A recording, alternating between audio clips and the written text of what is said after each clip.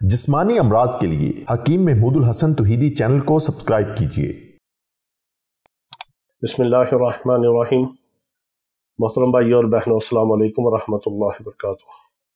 Chest infection हो, गले में बलगम हो, नज़ला केरा हो, रेशा हो, दिमाग से केरा गले में हलक में गिरता हो और चेस्ट जो है, फेफड़े जो हैं ये बलगम से भरे हुए हो, तो आपको ना तो ज़्यादातर बहुत सारे डॉक्टर जो ऐसे हैं कि वो कहते हैं कि जी नेबुलाइज़ करें, अगर बच्चा है तो उसको नेबुलाइज़ करते हैं, बाप देते हैं, तरह तरह की एंटीबायोटिक मेडिसिन देते हैं, आपको बहुत तगोदो करनी पड़ती है, फिर भी आपका चेस्ट इन्फेक्शन और बलगम और रेशे का मसला हल नहीं होता।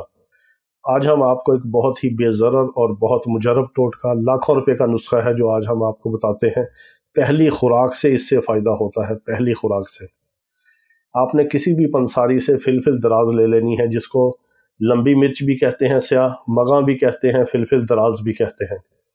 ये 1 इंच के बराबर 1.5 इंच भी होती है, 2 इंच तक भी होती है। लंबी काली मिर्च होती है, मगा भी कहते हैं, फिलफिल दराज भी कहते हैं और काली लंबी मिर्च भी कहते हैं।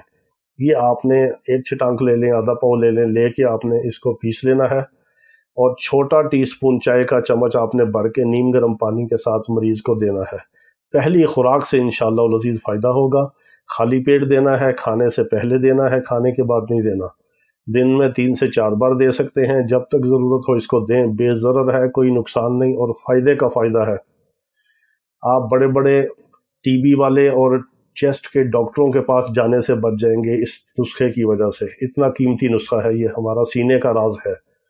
इससे आप फ़ायदा उठाएंगे और हमें दुआ में याद रखें। अल्लाह रब्बुल इज़्ज़त तमाम बीमारों को शिफाए कामिला अजला मुस्तमिरा अता फरमाए। व आखिर दावाना अनिल हम्दुलिल्लाहि रब्बिल आलमीन।